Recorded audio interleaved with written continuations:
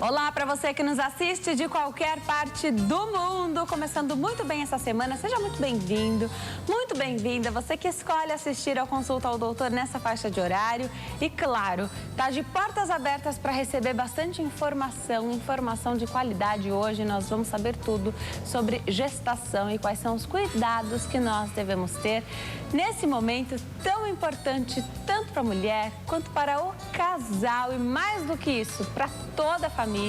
Quem tira as nossas dúvidas é a doutora Paula Fitbeck. Doutora, obrigada por ter vindo. O prazer é meu. É um momento especial para a família inteira, né? Todo mundo se envolve, não tem jeito. Com certeza. Desde da avó, dos pais, primos, toda a família sempre está envolvida com uma gravidez. E aí, tem muito mito envolvido aí nas gestações, né? Então tem muito que se fala que não pode fazer, ou, né, as pessoas dão muito palpite, doutora, na gestação alheia, né? Tudo isso a gente vai conversar hoje aqui no programa, então liga pra cá, participe do programa, 0 operadora 11 3337 5886, 3337 5886.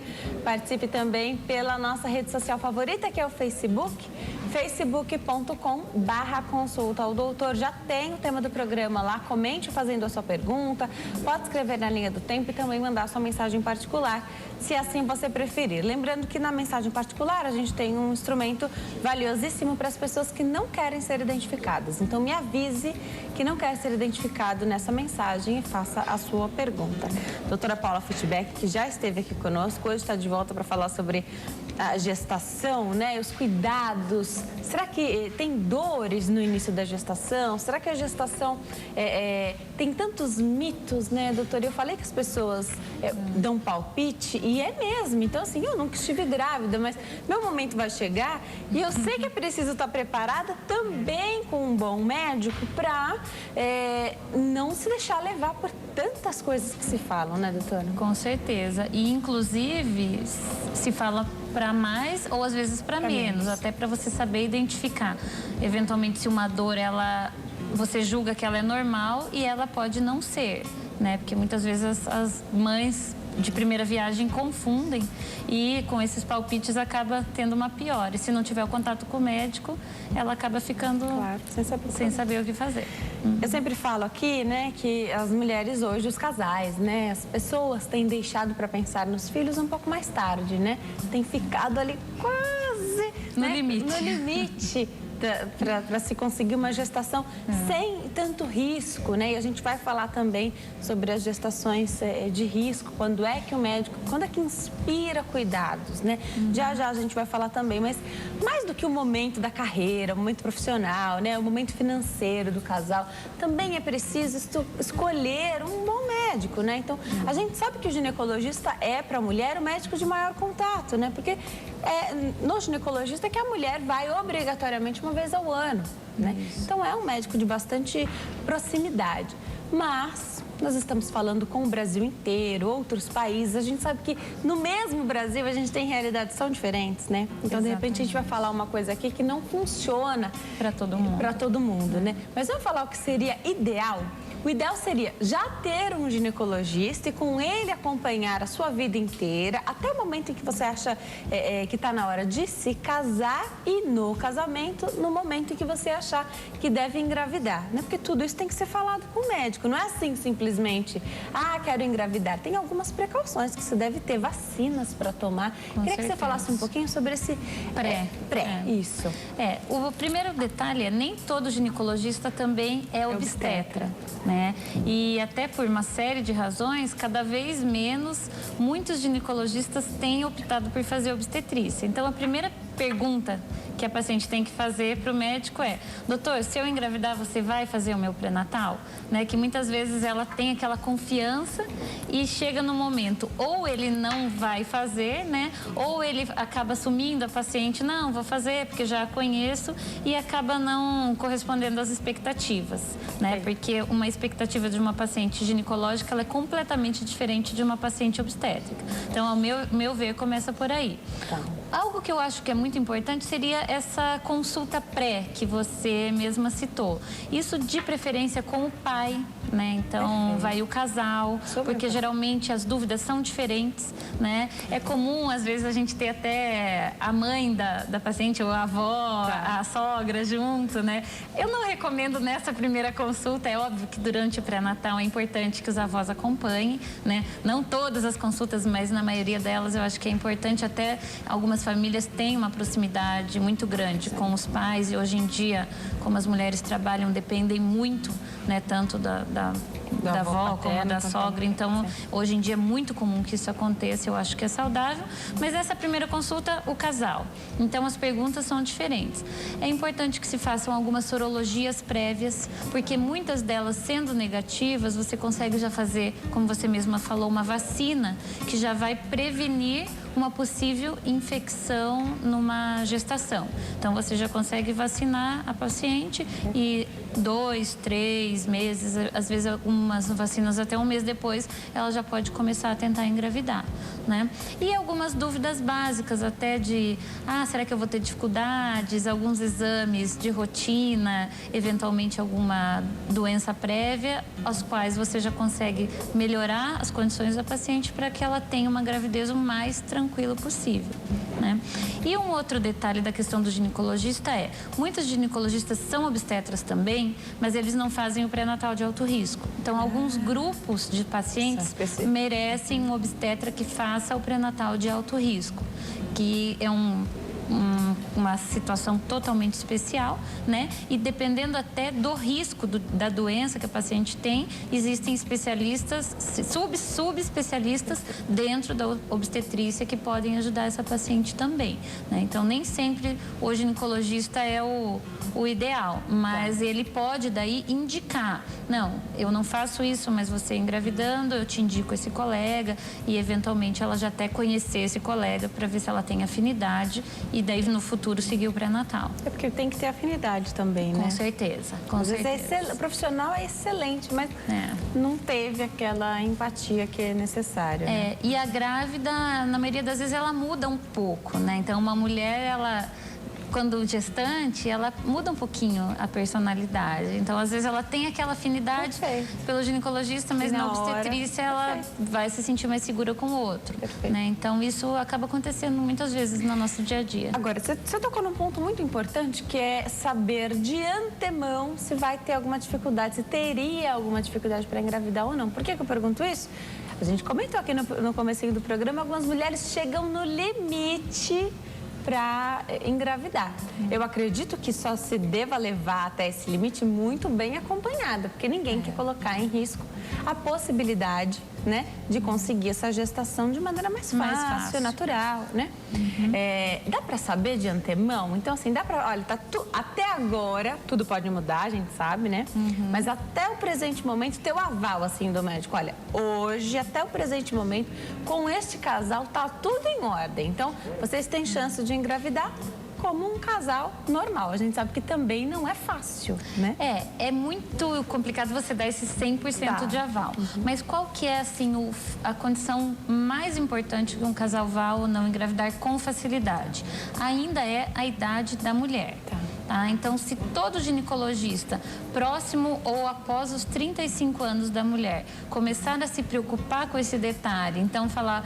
e aí? Então, tá na hora, já né? tá pensando, não tô pensando, eu vou esperar mais 2, 3, 4 anos. Então, encaminhar para um colega que faça essa parte de reprodução assistida, para que tenha um aconselhamento, para que faça alguns exames específicos para ver reserva ovariana, função tubária, um espermograma, que são exames de rotina, para que, se houver alguma dificuldade, não deixar que chegue ao limite, né? Porque entre os 35 e os 40 anos da mulher, então é uma... Cada ano muda muito, né? Então é um limite muito tênue. E, obviamente, após os 40 anos, isso acontece de uma forma muito mais acelerada. Então, a reserva da mulher após os 40 anos, ela cai muito rapidamente e daí cada mês, cada dia é importante que ela se apresse. Mas 35 é a idade, Até assim, os 35? acender a luzinha. Não, vamos começar a tentar. Tá, então a gente poderia dizer que até tem exceções, milhares delas, né? Mas até os 35 anos... A mulher Tudo pode bem. ficar mais tranquila, exatamente. Tá. Agora, vamos supor que ela tenha, por exemplo, uma endometriose gravíssima, já tenha um diagnóstico, já tenha feito uma cirurgia, uma doença autoimune. Então, geralmente, as doenças autoimunes cursam com uma queda da reserva ovariana um pouco mais precoce. Eventualmente, o marido tem alguma afecção que possa comprometer a fertilidade.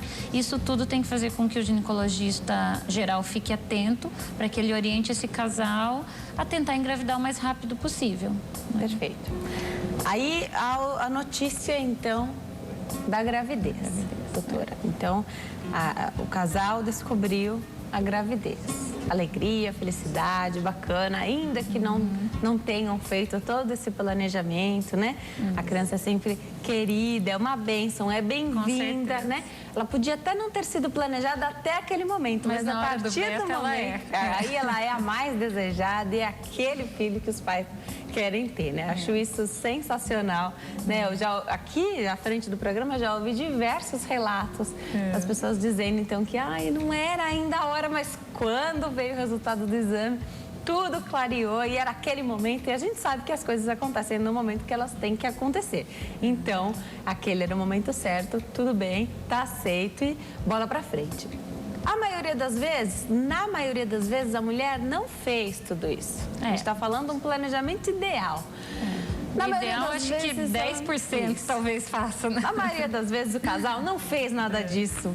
Foi mesmo, tava esperando, às vezes tem casal que tá tentando, mas que ainda não tem o médico, né? E aí você fala, mas você tá tentando há tanto tempo, por que ainda não tem o médico? Não tem explicação, não tem resposta para essa pergunta. Simplesmente vai buscar o médico depois. Só que a mulher não fica sabendo da gestação na primeira semana, já tem às vezes 6, 7 semanas da gestação. Geralmente. E a gente sabe que até o terceiro mês é mais complicado. Eu queria que você falasse por que inspira um pouquinho mais de cuidado em qualquer gestação até o terceiro mês. E qual é a conduta, então? Qual deve ser a conduta de uma mulher que acabou de descobrir a gravidez, de repente parece que é uma coisa até meio psicológica, ela já começa a sentir algumas coisas, às vezes por causa da insegurança, uma dor e dúvidas, doutora. São muitas as dúvidas, independente se a mulher se é mãe de primeira viagem ou se é o 5º filho. Cada gestação dizem que é diferente, né? Explica pra gente um pouquinho. O primeiro detalhe que a mulher ela tem que se preocupar quando ela descobre que ela está grávida é o sentido da gravidez, elas evoluir ou não. O que significa isso? Uma gestação, ela pode se implantar intraútero, né? E ela pode se implantar fora do útero, que são as famosas gravidezes ectópicas, que é o termo técnico, mas nas tubas ou fora do útero. Tá? Então, esse é um detalhe muito importante, porque isso vai mudar muito o prognóstico dessa gravidez no primeiro trimestre, que são até as primeiras 12 semanas da gravidez. A forma hoje em dia mais segura de se identificar isso é um ultrassom. É aquele primeiro ultrassom que a gestante deve fazer, então se orienta que ela faça assim que descobrir a gravidez. Obviamente, se for muito no início, por exemplo, quando nós fazemos tratamento de reprodução assistida, nós descobrimos com 3 semanas, também não é para tanto, mas com 4 semanas e meia, 5 semanas já dá para fazer, que você consegue identificar um saquinho gestacional intraútero. O mais comum é descobrir com 8, 6 semanas, os quais geralmente você já consegue ver tanto o saquinho gestacional como o embrião com batimento cardíaco intraútero. Tá? Vencendo essa etapa, a gestação é evolutiva, ela está intraútero, é muito comum que ela comece a ter aquelas dores do início da implantação, que é a dor até o início, o final do primeiro trimestre. Então tem dor mesmo? É comum, é muito comum. É uma dor embaixo do ventre, às vezes um pouquinho mais para as laterais, para as fossas ilíacas, que começam a piorar principalmente após 12 semanas, que é quando o útero sai da pelve e ele retifica um ligamento que a gente chama de ligamento redondo do útero. Então, ele é pequenininho, está dentro da pelve. Quando ele vai saindo da pelve, esse ligamento vai estirando. Então, como se fosse uma dor de estiramento, que é o útero crescendo. Isso é muito comum. As dores muito fortes, de muito forte intensidade, agudas, podem ser algo que não está indo bem. Então, pode significar uma gestação ectópica, por exemplo, que está tendo uma ruptura. Às vezes, a paciente não conseguiu fazer esse ultrassom, nem sabe se está intraútero, tem uma dor super forte no abdômen, com sangramento. Isso pode ser um sinal de que a gravidez não está evoluindo, pode ser um abortamento, mas pode ser normal. Então, daí vai muito da sensibilidade da paciente para a dor. Então, o primeiro passo é conseguir fazer um ultrassom, obviamente procurar um obstetra, um ginecologista e começar a fazer os exames de pré-natal. Então, o pré-natal, ele tem que ser iniciado o mais precoce possível, né? Como nós mesmos já falamos, se possível até antes. Se não possível, descobriu a gravidez. Então, são vários exames de rotina, dentre eles sorologia, glicemia. Vai fazer mesmo já grávida? Sim, no início da gravidez, o início do primeiro trimestre, até 12 semanas, é importante que se façam todos os exames de pré-natal, o qual inclui esse primeiro ultrassom, as sorologias, uma tipagem sanguínea, né? Porque a condução da gravidez vai depender se ela é tipo sanguíneo positivo ou negativo, e se faça os outros exames, uma glicemia, exames da tireoide, todas as afecções que podem acometer a gestação ao longo do período aí de 40 semanas. E o primeiro trimestre, ele é tão importante, como você falou, porque ele é tão importante, porque é o período que acontece a maior incidência de abortamento espontâneo. Tem mulher que decide nem falar. Exatamente. Né, sobre a gestação. É, porque até 8 semanas, que são 2 meses, o embrião sofre aquele divisão celular que a gente chama de organogênese, ou seja, a formação de todos os órgãos. Então, tudo se forma ali. É muito comum que você tenha uma formação desordenada. Então, o ser humano, ele tem aí, em média, 15% a 20% de abortamento espontâneo na população geral e que vai aumentando ao longo da idade da mulher. Então, você pode ter um abortamento. Então, muitas grávidas falam, não, vou esperar aquele ultrassom de 12 semanas, que é o morfológico. Esse é um ultrassom importantíssimo. É diferente esse ultrassom, porque Sim. você me contou que no comecinho da gestação, então, com 6, 7, 8 semanas, já dá para escutar até o coraçãozinho. O coraçãozinho. As mamães, né, os pais também, não vou deixar os pais de lado, mas o casal, então, já fica muito feliz. Eu ouvi o coraçãozinho, tá tudo bem. Tá tudo bem.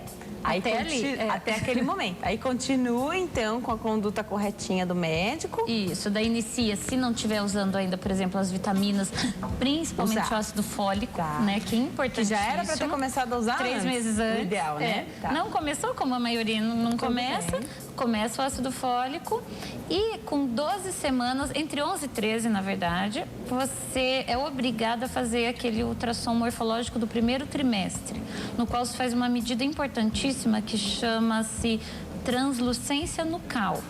Nessa medida, você vai ter um score de risco de doenças cromossômicas, principalmente a famosa síndrome de Down, entre outras síndromes. Então, assim, na minha opinião, é um dos ultrassons, é um dos exames, na verdade, mais importantes. Esse exame vai ser um screening. Se tiver tudo bem, você mantém o pré-natal de rotina. Se tiver alguma alteração, não quer dizer que aquele bebê tenha uma alteração. Isso é importantíssimo.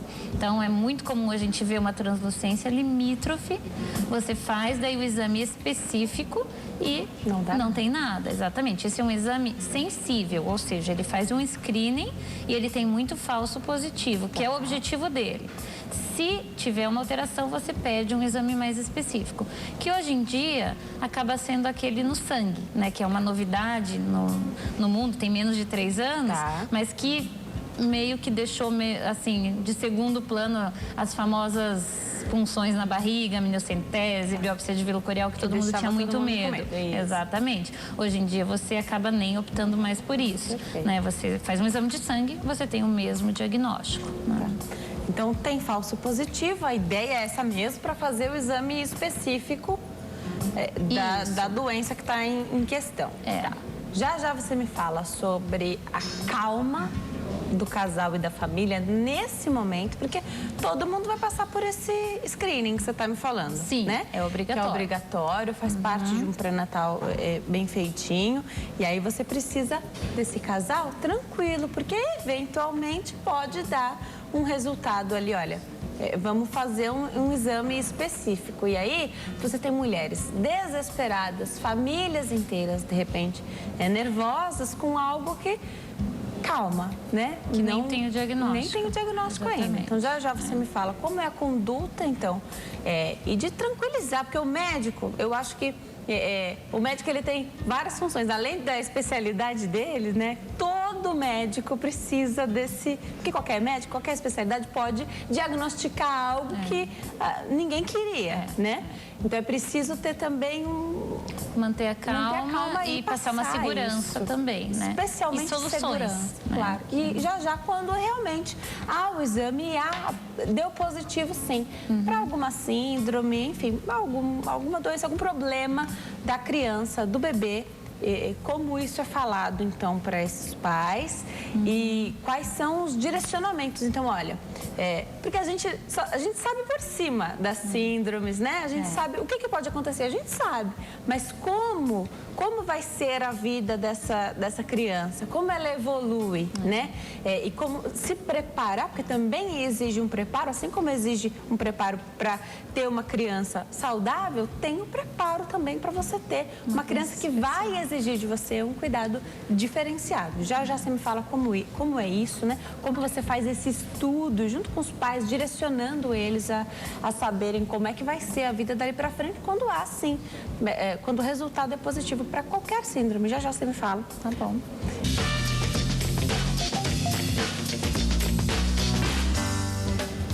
Nós estamos de volta ao Consulta ao Doutor de hoje. Fala sobre gestação e os cuidados que nós devemos ter nessa fase tão importante da vida de qualquer mulher, qualquer casal, todas as famílias e todo mundo, como eu falei, fica claro, muito empolgado com esse momento, né? Só que alguns cuidados são necessários e essa orientação é muito importante para que a gente não se deixe levar por aqueles mitos que as pessoas falam. E o mais importante, o que eu sempre julgo muito importante, que eu aplico em qualquer tratamento que eu faço, em qualquer especialidade. Então, se eu sigo a dieta da nutricionista, eu não saio dela, eu sigo o que ela falou, porque se cada um der um palpite, né? E cada médico tem a sua conduta. Por exemplo, durante o intervalo, eu perguntei aqui para a doutora algo que é alvo de muito mito, né?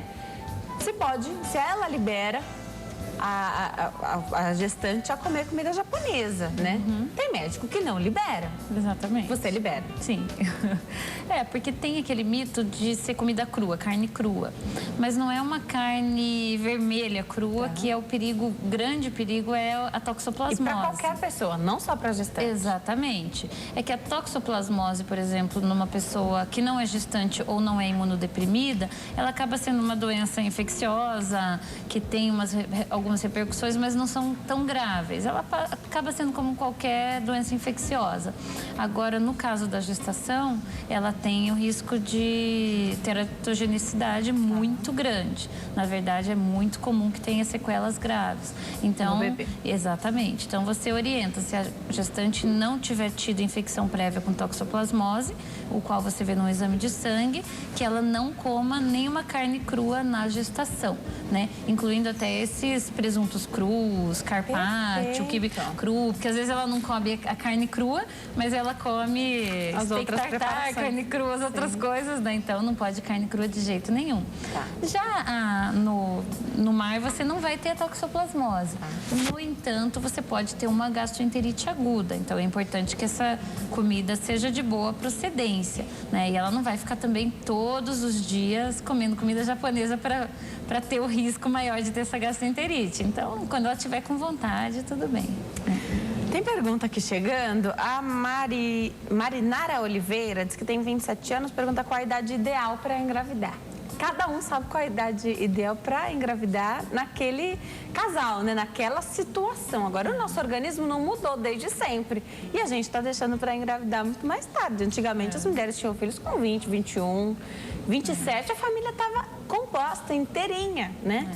Já tinham decidido que parou a fábrica, acima dos 30 já estava meio tarde. Perfeito. Hoje é diferente, mas o organismo não mudou. Por isso que os médicos falam de 35 anos. Entre 35 e 37, tem alguma diferença que pode deixar, de repente, a mulher teve o primeiro filho antes dos 35, mas aí achou que não queria mais, mas de repente veio uma vontade de ter outro filho. De 35 a 37, ainda tem uma segurança ou é mais arriscado? Sim, ainda tem. Na verdade, há um ano e meio aproximadamente atrás, teve um artigo bastante recente numa revista internacional que é de maior repercussão em reprodução assistida, que citou exatamente os 37 anos como a idade que as coisas começam a piorar muito mais rápido. Inclusive, que eu aprendi Acho que isso você no nosso último bate-papo. Isso, você falou dos 37, que era algo bem novo. E aí eu trouxe pra cá porque eu lembrei, mas foi você mesmo que a gente falou. Então, é óbvio que se ela puder adiantar um pouquinho, mas 37 é um limite nos quais as coisas começam a piorar muito rápido. Então, é claro, ela teve primeiro aos 35, engravidado segundo aos 37 com facilidade, não tem problema nenhum. Inclusive, é óbvio que ela pode engravidar depois com facilidade. O que a gente se preocupa é com porcentagem. Então, a gente vai mais assim,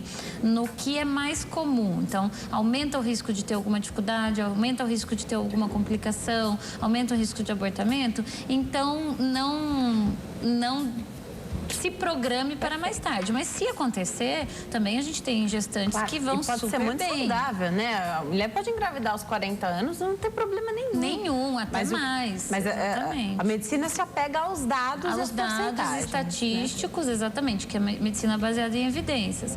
Agora, a pergunta dela, existe uma resposta que é a melhor idade biológica, tá? Então, a melhor idade biológica é entre os 20 e os 25 e entre os 20 e os 30. Mas se você for pensar assim, quando o óvulo está melhor, quando a mulher está mais fértil, o recrutamento folicular é máximo e a fertilidade é máxima, ainda é os 20, 25 anos. Continua. Perfeito. Porque o nosso organismo não mudou, né, doutora? Não. Os tempos mudaram, mas o organismo é igualzinho. Eu vou dar um recadinho para quem está em casa, mas eu deixo uma pergunta para você já ir respondendo enquanto eu chego até lá para dar esse recado importantíssimo também. Olha só, eu li muito a respeito disso, até alguns ginecologistas postam, alguns obstetras também postam no Instagram, no Facebook. E aí tem uma pergunta nesse sentido. A Simone Batista diz aqui: boa tarde, amo o seu programa, obrigada, Simone. Tenho 41 anos, tive a minha terceira filha, já tem 2 anos. E ela ainda amamenta, então essa mãe, a Simone, amamenta a filha dela ainda. Eu gostaria de saber se corro o risco de engravidar, já que não tomo remédio, também não uso nenhum método anticoncepcional. Tem muita gente que fala que quem amamenta não engravida, mas a gente ouve tantos casos, doutora, de pessoas que ainda estavam ali nos cuidados e as crianças nascem quase gêmeas, com diferença de 9, 10 meses. Exatamente. Só queria que você falasse, explicasse um pouquinho pra gente enquanto eu me posiciono. Então, na verdade, isso é um mito. Tá? Então, você pode sim engravidar, principalmente porque, pelo jeito, você é uma mulher bastante fértil. Então, nos primeiros meses da amamentação, geralmente aí nas primeiras 6 semanas, existe uma proteção maior em relação à amamentação e à ovulação. Após esse período, você tem que usar algum método anticoncepcional, porque senão existe o risco de você ovular, mesmo ainda não tendo menstruado, que pode passar às vezes despercebido, e engravidar, como existem vários casos da mãe amamentar e já estar grávida e às vezes nem saber. Com certeza, existe essa possibilidade, sim. Perfeito. Eu volto para a gente falar sobre como é que o médico, então, ajuda esse casal. A gente estava falando sobre aquele ultrassom morfológico antes de ir para o intervalo. Eu volto já para saber qual a orientação que é dada. De repente, um falso positivo, os pais já ficam desesperados, né? Sem saber como lidar com aquela situação. Já, doutora Paula Feedback, tira essas dúvidas aqui para nós. Meu recado para você que está assistindo agora é o seguinte: você sofre com rugas, isso te incomoda? rugas, celulite, flacidez. Então vem comigo porque eu tenho um recado para você que está em casa, é da Natural Mania. Vem comigo porque, olha, esse colágeno aqui é diferente, é o colágeno com as vitaminas A, C e E, isso mesmo. O colágeno é uma das proteínas mais importantes do corpo humano para reduzir os efeitos da idade. E por muitos, ela é considerada a pílula da juventude. Você quer essa pílula da juventude? Você quer ser beneficiado com esse produto que é maravilhoso, que vai agir no nosso organismo, deixando, olha só, não só nossa pele bonita, e já eu vou contar para você. Liga agora, então. E olha, ligue para sua autoestima. 0800 777 8000. Não vai colocar a mão no bolso pra nada agora. Você vai ligar, a ligação é de graça, o telefone é facinho, 0800 777 8000, porque olha, com o passar dos anos, a gente sabe, né? O corpo diminui a produção do colágeno, que é responsável pela hidratação e pela elasticidade da pele. Com isso, a gente pode sofrer com as indesejáveis rugas, com a celulite e a flacidez, que tira a autoestima de tanta mulher, né? E tantos homens também. Por isso, o seu consumo é indicado, presta atenção que é para homens e para as mulheres também, a partir dos 30 anos. E para quem já tem mais de 50 anos, o colágeno age para manter a pele firme e saudável. E as vitaminas A, C e E trabalham para a saúde também. Aqui que vem a novidade. A saúde das unhas e dos cabelos também. Não é só a sua pele que vai ser digna de elogios, não. O colágeno também deixa os cabelos e as unhas muito mais bonitas. Então, para você pegar o telefone, corre, liga 0800 777 8000. Pele bonita, livre de rugas, flacidez, celulite, com as unhas mais bonitas e os cabelos também. Promoção bombástica, 5 minutos. Você liga agora para o 0800 777 8000. Eu lembro você que você não vai colocar a mão no bolso para nada. Natural Mania parcela em até 6 vezes no cartão ou no boleto bancário. O primeiro pagamento só para daqui a 30 dias. A entrega é de graça para todo o Brasil. E se eu fosse você, corria, porque ainda tem um presente surpresa. 0800 777 8000. Liga agora, porque depois de 5 minutos a promoção acaba. Corre, liga, colágeno com as vitaminas A, C e E da Natural Mania nesse telefone que aparece na sua tela. É um convite para você ligar agora. 0800 777 8000. Esse é o recado da Natural Mania para você que nos assiste. Claro, quer ficar bonito, quer ficar bonita, na verdade, as rugas, flacidez, celulite que incomodam tanto. Vamos se cuidar, né, com o colágeno da Natural Mania. Eu volto a conversar com a doutora Paula Fitbeck. Doutora, antes de ir para o intervalo, a gente estava conversando sobre o ultrassom morfológico que é feito aí, você falou, entre 11 e 13 semanas, né? Tô ficando craque nisso, doutora. E aí, eventualmente, pode dar um falso positivo para alguma alteração ali no bebezinho. Qual é a orientação nesse caso? A paciente, né, que geralmente é acompanhada do marido ou de alguém da família, já vai sabendo que pode dar uma alteração e que depois vai fazer um exame específico e que só aí vai ter o diagnóstico? Como é isso? Sim, não existe um diagnóstico 100% de certeza com esse ultrassom morfológico. Então, ele dá um score de risco e indica a necessidade da realização de um exame mais específico. Então, dependendo da suspeita clínica, nós solicitamos geralmente esse exame, hoje em dia sanguíneo, que você pesquisa essas alterações do cariótipo fetal no sangue materno, é um exame de sangue. E você pode pedir também a biópsia de vílo corial e a amniocentese, que são procedimentos mais invasivos. Estando tudo ok nesses exames, não quer dizer também que você fale, ó, 100% de certeza, vamos partir para um pré-natal de rotina. Não tem 100%, né, Nunca tem 100%. Medicina nada é 100, nada é zero. Essa é uma premissa. Você tem que observar algumas alterações, principalmente no morfológico daí de segundo trimestre. Perfeito. Tá? Que ele é feito entre 18 e 22 semanas, em média. Nesse ultrassom, você vai ter um detalhamento maior dos órgãos propriamente ditos. Então, os sistemas, sistema geniturinário, o cardíaco, o sistema neurológico. Então, o médico que é especialista em medicina fetal vai observar com mais detalhes esse feto que teve alterações no primeiro morfológico. A gente costuma pedir também, nesses casos, um ecocardiograma fetal, que, na minha opinião, já devia fazer parte do pré-natal de rotina. Muitos médicos, colegas pedem de rotina, eu inclusive o peço, que é um exame de imagem também, o qual você faz um ecocardiograma, mas do coraçãozinho do bebê, que a malformação cardíaca, na verdade, ela é uma das mais comuns, então você consegue excluir já nesse exame. E eventualmente você tem mamães preocupadas com alguma alteraçãozinha que dá nesse exame e que o médico diz, olha, não precisa operar, não precisa fazer nada. Isso é uma alteraçãozinha que pode desaparecer depois. É isso mesmo?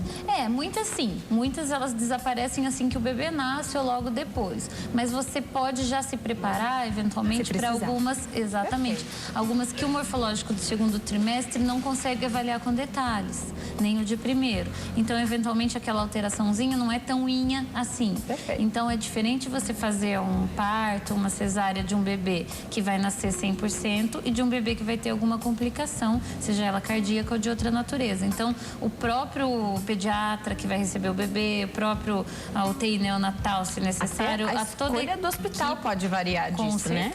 Com certeza. E algumas alterações, inclusive, hoje em dia, podem ser operadas intraútero. Então, existem especialistas em medicina fetal que fazem procedimentos cirúrgicos intraútero. Então, a medicina nessa parte avançou muito. Seguro? Exatamente, seguro. É óbvio que são situações especiais, né, de casos mais graves, mas com bastante sucesso. Então, às vezes o casal pergunta, mas e se tiver alguma coisa, por que eu vou querer saber antes? Então, primeiro porque você pode intervir antes e mudar o prognóstico desse bebê. Então, ele pode ser operado, ele pode receber algumas formas de tratamento que ele pode depois nascer muito melhor.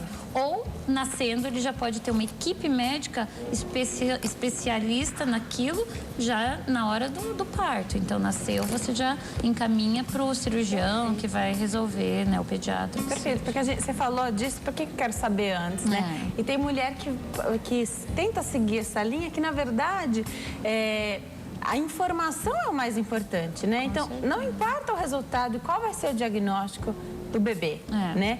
O importante é você saber. Para se preparar para esse momento, né?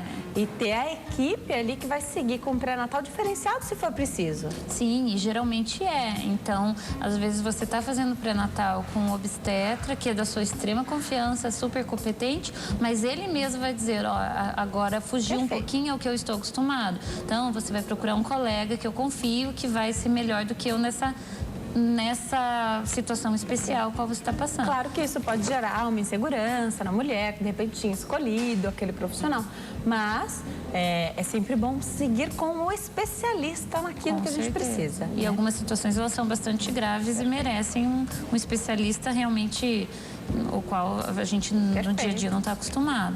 E sem contar um lado que você mesma citou, que é o emocional também. Né? Então, eu quero saber antes, porque você tem aquela gravidez toda para se preparar, para preparar o pai, os avós, né? Toda uma família que vai receber uma criança especial, que vai ter e que vai amar amor, igual, muito mais a maioria das vezes, mas que merece uma atenção especial. Então, esse tempo da gestação também é importante para isso, para que eles recebam essa atenção psicológica, emocional aí adequada. Perfeito. Vamos atender uma telespectadora que está na linha? Quem fala conosco é a Maria, do bairro aqui da Penha, Zona Leste de São Paulo. Oi, Maria, tudo bem? Boa tarde. Boa tarde. Seja muito bem-vinda. Eu tô ótima, e você? Tudo bem, graças a Deus. Então, tá bom. A doutora já está te escutando. Pode fazer sua pergunta. Certo. Eu queria tirar uma dúvida, que a minha filha está grávida de 6 meses, né? E o médico falou, né, porque eles viram que ela tem um probleminha no coração, deformidade na válvula, deformidade, né, que fala na válvula do coração e da tireoide. E ela queria muito ter gestação normal. E o médico já avisou ela que ela não vai poder ter normal. Vai ter que ser uma cesárea. O neném nasce em setembro, né? E eu gostaria de saber se não tem problema nenhum, se não é perigoso, não é risco de vida. Eu sou muito preocupada. Tá. A sua filha é que tem uma alteração no coração e na tireoide, é isso? Na válvula do coração e da tireoide. Aí o médico disse a ela que o parto normal não seria recomendado. Não seria, e ela queria normal. Tá joia. Que não. E ela tá grávida de gêmeos, pelo que eu entendi? Não, ela tá de 3 meses. 3 meses. Ah, de 3 meses. Passa mal direto, meu Deus. Tá, não deve estar naquela fase ainda, né? Obrigada, Maria. Um beijo pra você, doutora. Então, Maria, geralmente quando existe alguma alteração cardíaca na mãe, dependendo da válvula, né, que o coração tem mais de uma válvula, geralmente se indica o parto cesariana, porque essa sobrecarga do trabalho de parto para a mãe, muitas vezes pode ter consequências graves aí, uma sobrecarga cardíaca, ela pode vir a ter algum problema durante o trabalho de parto ou no puerpério, que é o mais comum, tá? Então, muito provavelmente é uma dessas alterações aí de válvula cardíaca que a gente está falando. É óbvio que a gente não sabe exatamente qual, mas na maioria das pacientes cardiopatas de grave a média intensidade, você indica o parto cesárea, sim. A tireoide, não muito. A tireoide, na verdade, assim, é uma das alterações mais comuns. Então, com raras exceções, você indica pela doença da tireoide. Mas, como ela tem essa doença cardíaca, então é uma indicação médica, sim. Perfeito, perfeito. É bom saber agora, doutora, como é que você lida com a ansiedade das mães, que aí você tem diversas posturas e infinitos perfis de gestantes, né? Você tem aquela gestante que deve chegar já no teu consultório e falar, doutora, eu quero ter parto normal. Aqui chega, eu quero ter parto cesárea. E aqui chega, olha, eu vou fazer o que acontecer na hora, né? A que fala sobre isso desde o primeiro momento, a que não quer falar sobre o parto, né? Tem gente que deixa para a última hora. Eu tenho muitas dúvidas, eu acho que precisa conversar isso desde sempre. Algumas têm um pouco até de medo da hora, então elas não querem falar porque elas têm medo do momento. Não quer falar.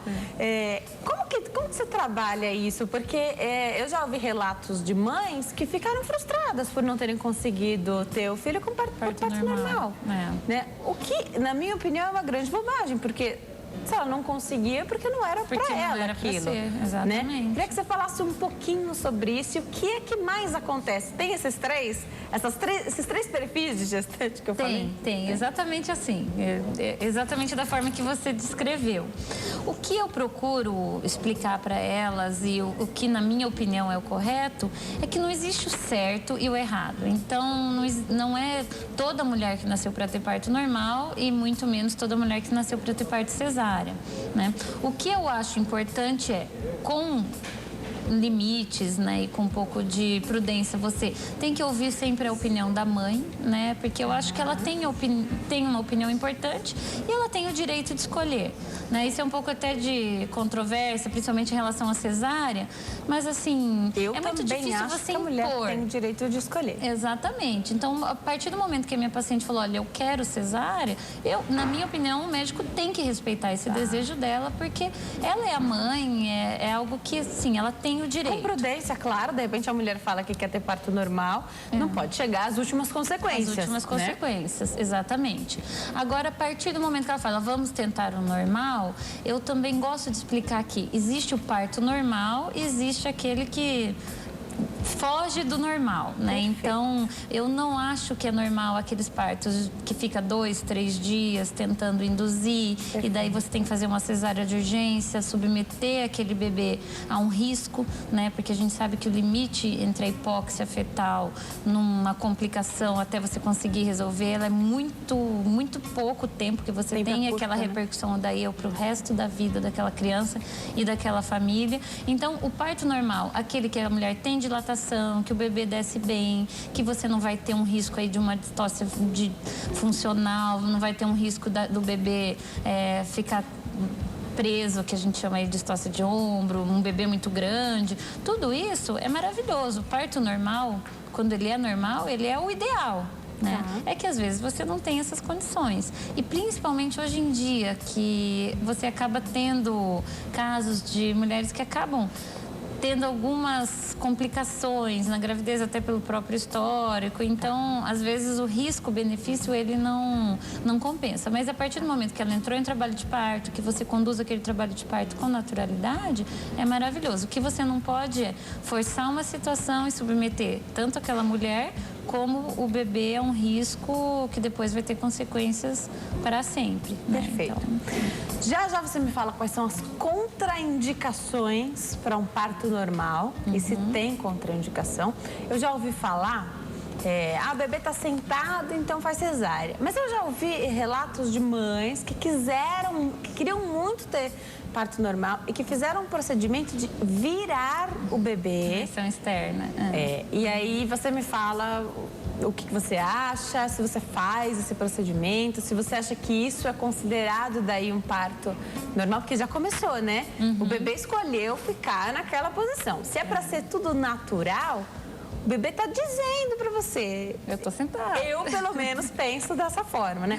Sem julgamentos, claro, cada um faz aquilo que... E escolhe as pessoas que trabalham da maneira como acham justo e legal.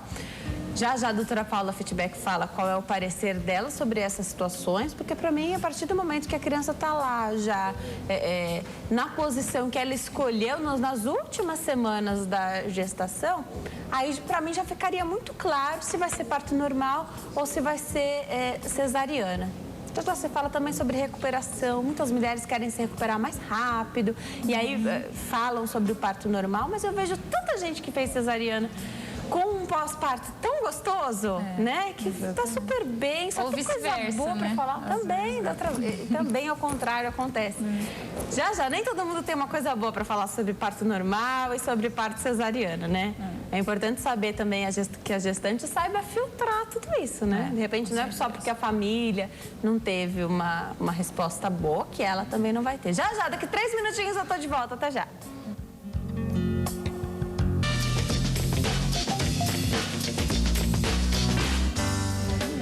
Nós estamos de volta ao Consulta ao Doutor de hoje. Fala sobre gestação. A nossa convidada, a doutora Paula Fitbeck, médica ginecologista obstetra, está aqui comigo hoje, tirando as nossas dúvidas sobre esse tema. Tem muitas perguntas na nossa página do Facebook, facebook.com/consulta ao doutor. Ainda dá tempo de você fazer a sua pergunta. Pode ligar para cá também, 0 operadora 11 3337 5886.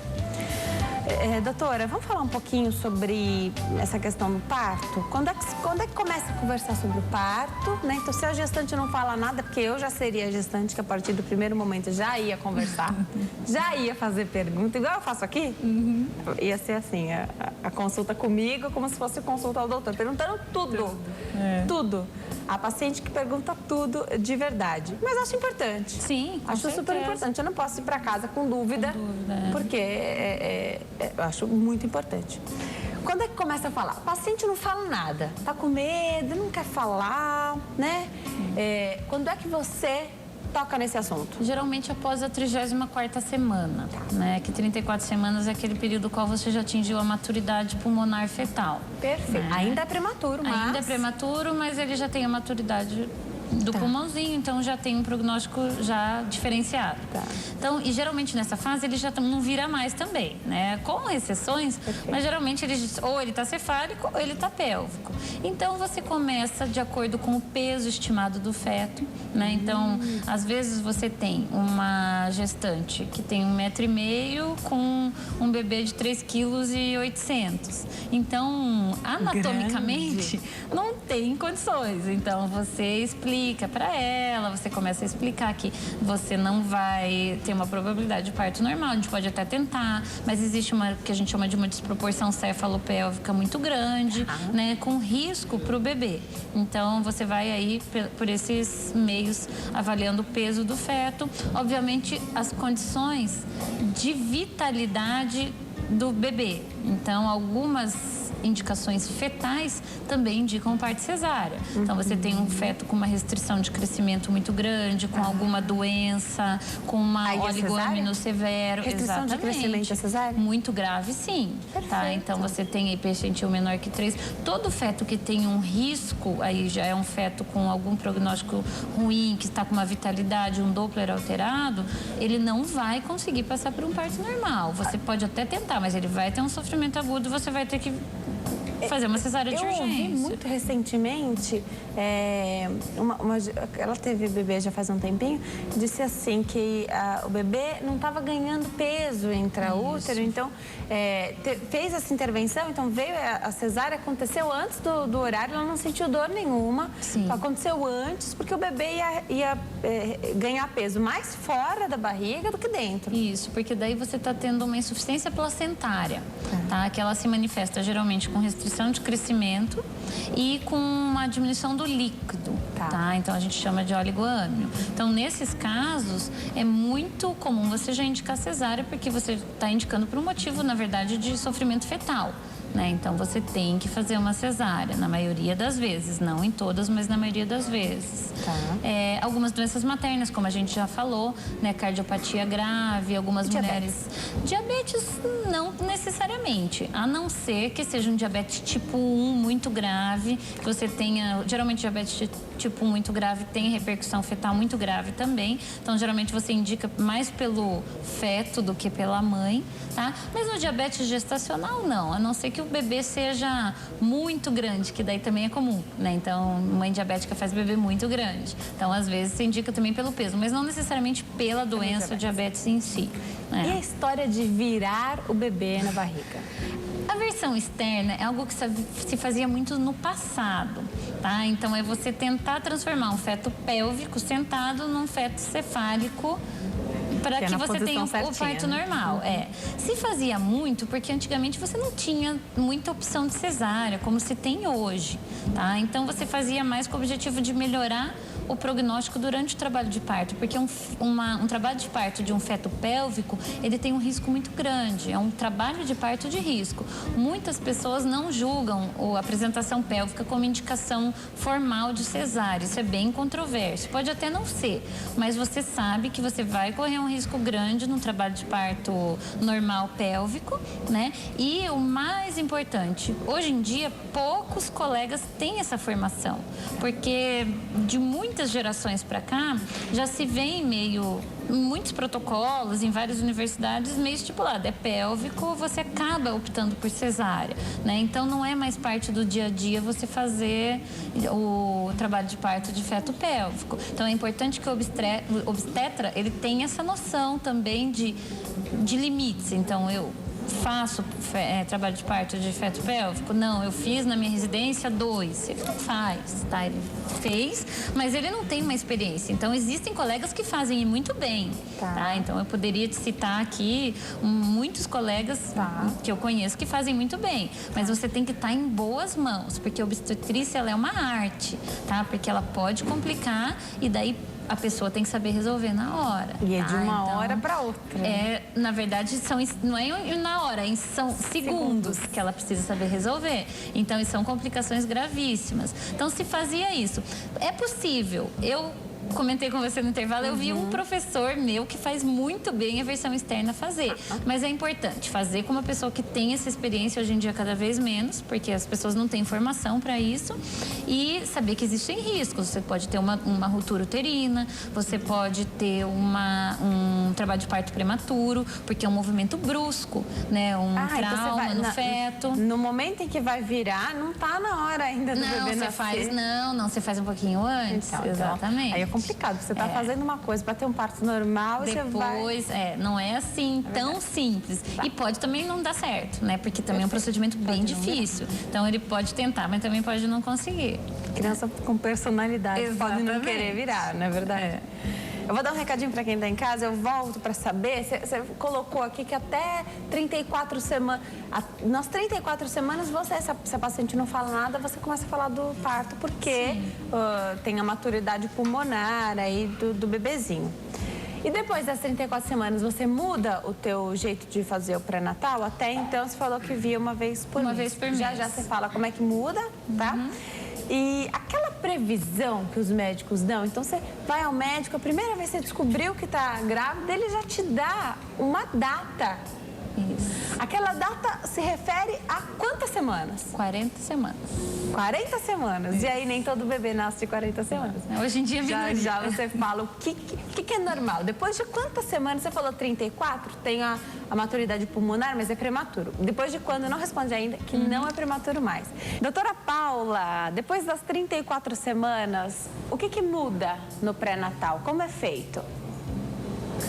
Geralmente, após as 34 semanas, quando o bebê ele já tem uma viabilidade adequada, já tem a maturidade pulmonar fetal, então significa que aquela situação que você falou, ele fica melhor fora, ele cresceu melhor fora do que dentro, às vezes você pode se deparar uma situação dessa e ter que resolver a gravidez um pouquinho antes, mas com maior segurança para o bebê, tá? Então é importante que em gravidezes de risco, que isso seja sempre um detalhe importante, que o obstetra fique de olho após as 34 semanas. Geralmente, após 34 semanas, eu vejo a gestante ou semanalmente ou a cada 15 dias, tá? Após 37, que daí já não é mais prematuro... tá. 37 semanas divide o prematuro do não prematuro. Daí geralmente eu vejo semanalmente também. Perfeito. Né? Em alguns casos, como eu mesmo te falei, 38 e 39 até duas vezes por semana. Exatamente, porque o bebê tá pronto. Então você tem que saber ouvir aí os sinais dele de que ele às vezes quer nascer, porque nem sempre são tão fáceis de ouvir, para que tenha maior segurança para bebê e para a mamãe. Né? Perfeito. Mas isso não é protocolo, por exemplo, da OMS, nada disso. Isso é bastante individualizado, vai muito do pré-natal e da... Tem mãe que gosta de esperar, doutora, então que não tem nenhum sinal, nenhuma contração e tá na semana número 40. Isso também é bastante controverso, porque após 40 você tem já aí o pós-datismo, né? Então o limite são 42 semanas. Aquela data que o médico dá logo na primeira consulta, depois no primeiro exame, é a data da 40ª semana. 40ª semana. Não necessariamente é um limite de que o bebê tem que nascer. Perfeito. Tá? Acompanhando, ele pode nascer depois. Pode nascer depois, Daí também é uma conduta bastante individualizada, que vai de obstetra para obstetra. E tem uma conversa com a mãe, porque de repente ela já não aguenta mais trabalhar, doutora. Isso. Então já está afastada do trabalho, às vezes 2 semanas. E ainda o bebê não deu sinal de que vai nascer. O que tem que ser bastante conversado com ela é, após os 40, como é pós-dato, existe um risco maior de ter alguma complicação, o bebê entrar num sofrimento, eventualmente mecônio, né? Que é quando ele elimina um pouquinho de mecônio. Então, 40 semanas em diante, se ela quiser esperar, daí sim, ela tem que fazer vitalidade fetal, no mínimo uma vez por semana. Tá? Monitora o bebê na barriga? Exatamente. Ultrassom com Doppler, um cardiotoco. Mas aí você não tá correndo um risco muito grande? Na minha opinião, sim. Tá. Então, assim, eu acho que 40 semanas é um limite. Acontecendo de não entrar em trabalho de parto até lá, então você pode dar a opção de tentar induzir ou fazer o parto cesárea, tá? Mas isso não é uma norma, não é um protocolo também. Você pode ir até 42, sabendo que existem esses riscos. Agora, mais de 42 não dá. Não, né? Daí tem que resolver. A gente falou que a mulher tem o direito de escolher se ela quer fazer cesárea, se ela quer fazer parto normal. Claro que sem levar isso a nenhuma consequência, né? Fazendo com bastante critério, né? Mas vamos imaginar que tá tudo normal e a mãe quer fazer uma cesariana. Então, ela quer marcar o dia de fazer a cesariana. Ela não quer sentir a dor, as primeiras dores, ela não quer sentir nada. Ela quer realmente marcar uma data. A criança tem que estar madura, claro. A criança tem que estar prontinha para nascer, né? Sim. Ninguém quer tirar a criança antes da barriga sem que ela esteja 100% ok. Dá para agendar ali uma visita? Vamos ver, pode ser hoje? Não, não é hoje. Vamos marcar daqui 3 dias? Não é daqui a 3 dias e vai até o dia que a criança está bem madurinha? Na verdade, você tem que ter certeza primeiro da datação da gestação, tá? Então, tem uma confusão, né? O importante você fez aquele ultrassom bem precoce que a gente conversou no início do programa. Descobre, né? Exatamente. Você é compatível com a data da última menstruação. Todo o pré-natal, ele foi totalmente compatível. Então, existe aquela idade de 39 semanas, o qual você sabe que você pode marcar, né, sem risco nenhum para você ter uma imaturidade pulmonar, tá? Então, eventualmente, um dia a mais, um dia a menos, 2 dias a mais, 39,2, 39,3. Não faria a menor diferença. Não muda em nada, exatamente, contando de que você datou previamente com segurança, né? Antes de 39, talvez 1 ou 2 dias, mas daí com mais risco. Então, marcou a cesárea letiva, entre 39 e 40 semanas é o ideal. Perfeito. Aí marca, antes deve fazer um exame, né? Para saber se está tudo bem mesmo, e aí faz a cesárea tranquilamente. Você falou uma coisa de anotar a menstruação, é um hábito que as mulheres não podem perder. Não, né? não, porque é importante Tem que anotar, doutora, porque é tão importante. Já recebi diversos ginecologistas, obstetras, aqui eles falam, não dá para saber exatamente de qual é o dia que a mulher ficou grávida. Por isso que é importante, quanto mais dado você conseguir dar pro teu médico, né? Exatamente. Porque pode haver aí uma diferencinha. E às vezes ela demora para fazer ultrassom. Então, quanto mais tarde ela fizer esse primeiro ultrassom, maior é o erro que você tem. Para terminar, sexagem. Tudo bem fazer?